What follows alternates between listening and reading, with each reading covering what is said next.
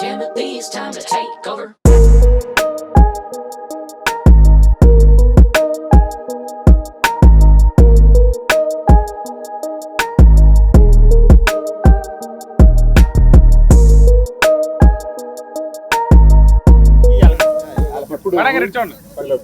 ఇప్పుడు కోతలు జరుగుతున్న సమయం, రైతులందరూ ఇక్కడే ఉన్నారు.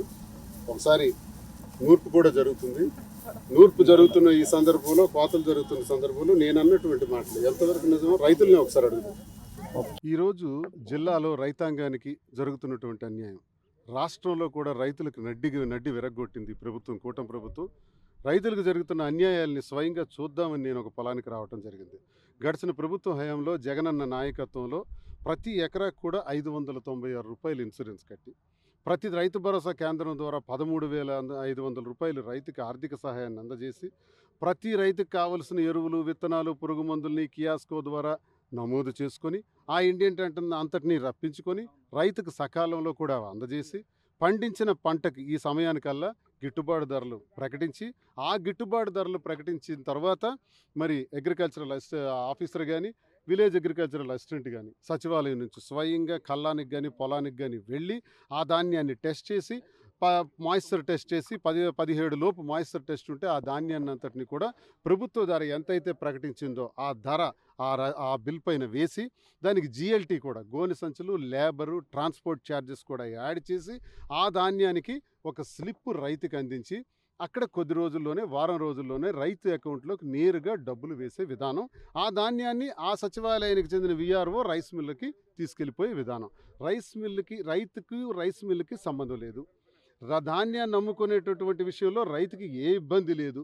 ఇటువంటి వెసులుబాట్లన్నీ జగనన్న ప్రభుత్వం ఏర్పాటు చేసి రైతాంగాన్ని ఆదుకుంటే, కూటమి ప్రభుత్వం అధికారంలోకి రాకముందు రైతు భరోసా స్థానంలో మేము అన్నదాత సుఖీభావ ఇస్తాం, 20,000 రూపాయలు ఇస్తామని ప్రకటించారు. కేంద్ర ప్రభుత్వం 6,000 రూపాయలు ఇస్తే, రాష్ట్ర ప్రభుత్వం 14,000 రూపాయలు కలిపి 20,000 రూపాయలు రైతులకు, కౌలు రైతులకు ఇస్తామని చెప్పిన ఈ కూటమి ప్రభుత్వం ఒక్క రూపాయిని ఇచ్చిందా?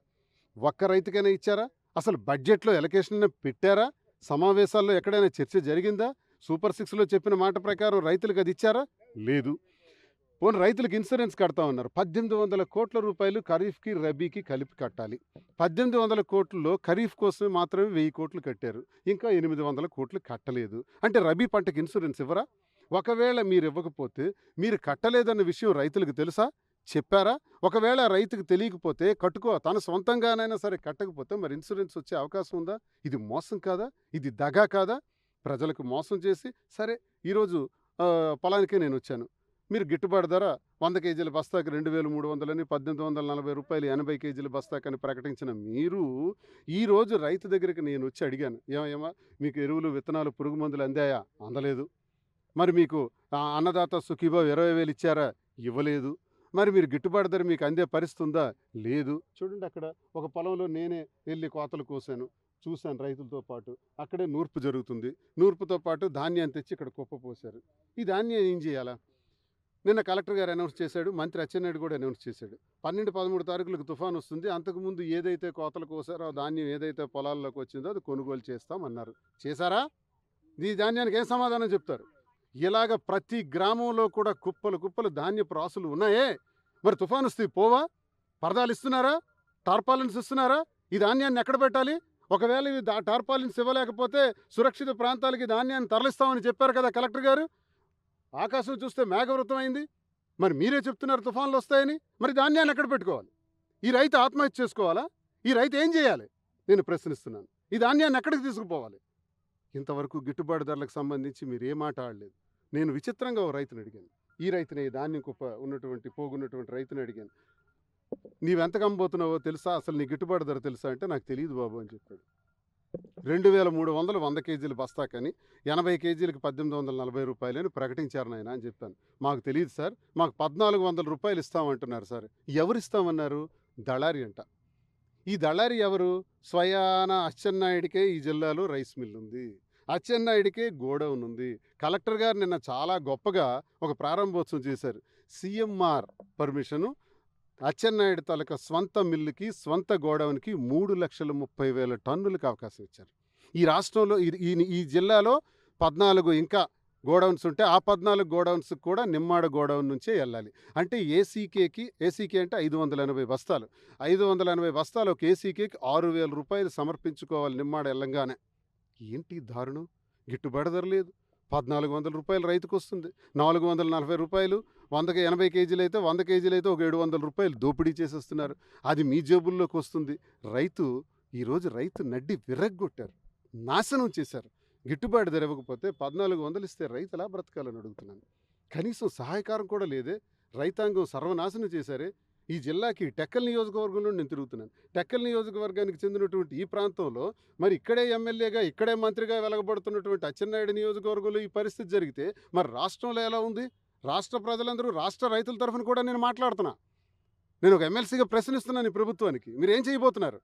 గిట్టుబాటు ధరలు నేరుగా మీరు అకౌంట్లో వేస్తాం అంటున్నారు. ఓకే, కానీ దళారు వచ్చి ఏం చెప్తున్నాడంటే, నీ అకౌంట్లో రూ. 1,840 పడుతుంది, 80 కేజీల బస్తాకి నేను తీసుకెళ్తాను, 82 కేజీలు ఇవ్వాలి నాకు, దానిలో 400 ఇప్పుడే ఇచ్చేయి, 400 ఇప్పుడు ఇస్తేనే నేను నీ ధాన్యాన్ని నేను తీసుకెళ్తాను.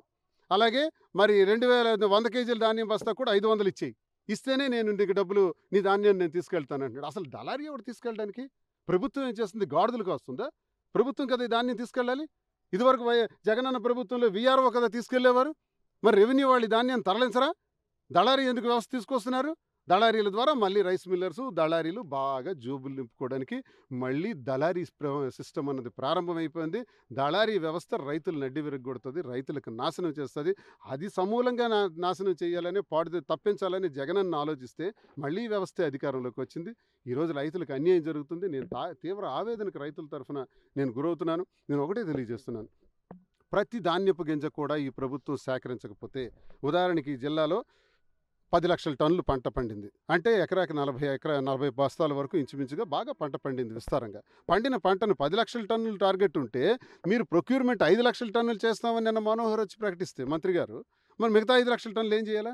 ఎవరికి అమ్ముకోవాలి? ఒరిస్సాకి తరలించారా? ఒరిస్సా ధాన్యాన్ని మళ్ళీ మీరు తెచ్చి రైస్ మిల్స్లో నింపుకుంటారా? ఈ ధాన్యాన్ని ఎక్కడికి పంపాలి? ఏం చేయాలి? రైతుల మొర ఎవరికి వినిపించుకోవాలి? నేను అందుకే చెప్తున్నా, ఈ ప్రభుత్వానికి హెచ్చరిస్తున్నా, మంత్రికి కూడా హెచ్చరిస్తున్నా, ఈ ప్రతి ధాన్యపు గింజ కూడా కొని తీరాలని నేను తెలియజేస్తున్నాను.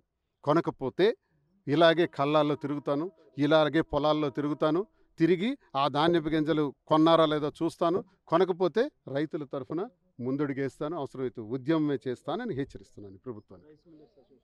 రైస్ మిల్లర్ ఇక పెద్ద స్కామ్ శ్రీకాకుళంలో ఏం జరుగుతుందంటే, రాష్ట్రం మొత్తం ఇంకెంత ఘోరంగా ఉందో. శ్రీకాకుళంలో రైస్ మిల్లు ఓనర్ అచ్చెన్నాయుడు కాదని చెప్పగలడా? గోడౌన్ ఓనర్ అచ్చెన్నాయుడు కాదని చెప్పగలడా? 3,30,000 టన్నులకి సీఎంఆర్ పర్మిషన్స్ తీసుకున్నది అచ్చెన్నాయుడు కాదని చెప్పగలడా? ఈ రైతుల తాలూకా ధాన్యం అంతా అక్కడికి వెళ్తే ఏసీకేకి రూ. 6,000 కలెక్ట్ చేస్తున్నారు అచ్చెన్నాయుడు తాలూకా రైస్ మిల్లులోనే కాదని చెప్పగలడా? దమ్ముందా? నేను అడుగుతున్నాను.